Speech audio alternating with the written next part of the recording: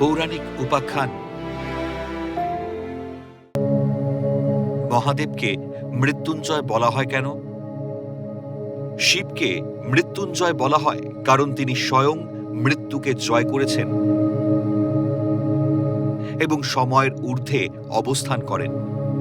মার্কণ্ডেয় মুনিকে অকাল মৃত্যু থেকে রক্ষা করার পৌরাণিক কাহিনী এবং রোগ, শোক ও অকাল মৃত্যুর হাত থেকে ভক্তদের মুক্তির দাতা হিসেবে তাকে এই নামে ডাকা হয়। ঋষি মার্কণ্ডেয় কে ছিলেন?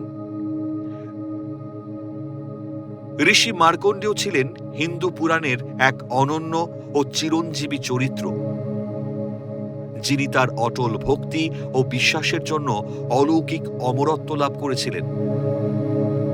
মার্কণ্ডেয় ছিলেন ঋষি মৃকণ্ডু এবং তার পত্নী মরুদ্যুতি, মতান্তরে মনস্বিনীর পুত্র। মৃকণ্ডু ঋষি ভৃগুর বংশধর ছিলেন। নিঃসন্তান মৃকণ্ডু ঋষি শিবের তপস্যা করলে মহাদেব তাদের সামনে উপস্থিত হন।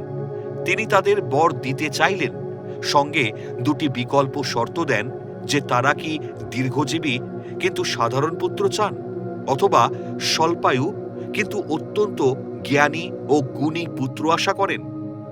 তারা দ্বিতীয় শর্তটি বেছে নেন, যার ফলে মাত্র 16 বছরের আয়ুষ্কাল নিয়ে মার্কণ্ডেয়র জন্ম হয়। অল্প সময়ের মধ্যেই মার্কণ্ডেয় বিভিন্ন শাস্ত্র অধ্যয়ন করে জ্ঞানী ও পণ্ডিত হয়ে উঠলেন। মার্কণ্ডেয় তার স্বল্প আয়ুষ্কালের কথা জানার পর তিনি নদী তীরে শিবলিঙ্গ তৈরি করে গভীর তপস্যায় নিমগ্ন হলেন। বালকের এই শিব ভক্তি দেখে মহাদেব খুব খুশি হলেন। কালক্রমে যখন মার্কণ্ডেয়র বয়স 16 বছর পূর্ণ হয়, তখন শিবের শর্ত অনুযায়ী মৃত্যুর দেবতা যমরাজ তার প্রাণ নিতে আসেন।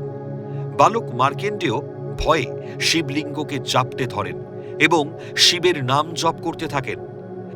যমরাজ যখন মার্কণ্ডেয়র প্রাণ হরণের জন্য তার কালপাশ ছুড়লেন, তখন সেই ফাঁস ভুলবশত মার্কণ্ডেয়র সাথে সাথে শিবলিঙ্গকেও জড়িয়ে ফেলে। এতে ভগবান শিব অত্যন্ত ক্রুদ্ধ হয়ে লিঙ্গ থেকে আবির্ভূত হন। শিব তার ত্রিশূল দিয়ে যমরাজকে আঘাত করেন এবং তাকে পরাজিত করেন। কোনো কোনো কাহিনী অনুসারে শিব যমরাজকে বধ করেছিলেন এবং পরে দেবতাদের অনুরোধে তাকে পুনর্জীবিত করেছিলেন। ঘটনার পর শিবের কৃপায় মার্কণ্ডেয় চিরঞ্জীবী বা অমর হওয়ার বর পান। তিনি চিরকাল 16 বছর বয়সেই অবস্থান করবেন বলে আশীর্বাদ প্রাপ্ত হন। এই ঘটনার পর থেকেই শিবকে কালান্তক অর্থাৎ কালের অন্তকারী বা মহামৃত্যুঞ্জয় বলা হয়। ঋষি মার্কণ্ডেয় শিবের প্রতি কৃতজ্ঞতা জানাতে তার ভক্তদের নিরোগ ও দীর্ঘায়ু প্রাপ্তির জন্য মহামৃত্যুঞ্জয় মন্ত্রের সৃষ্টি করলেন।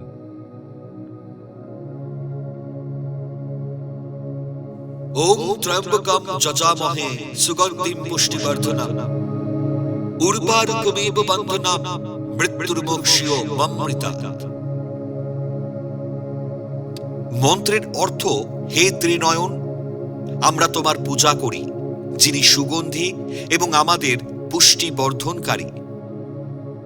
হে প্রভু, শশা যেমন তার বন্ধন থেকে সহজেই মুক্ত হয়, তেমনি আমাদেরও মৃত্যু ও নশ্বরতার বন্ধন থেকে মুক্ত করে অমৃতত্ব দান করো।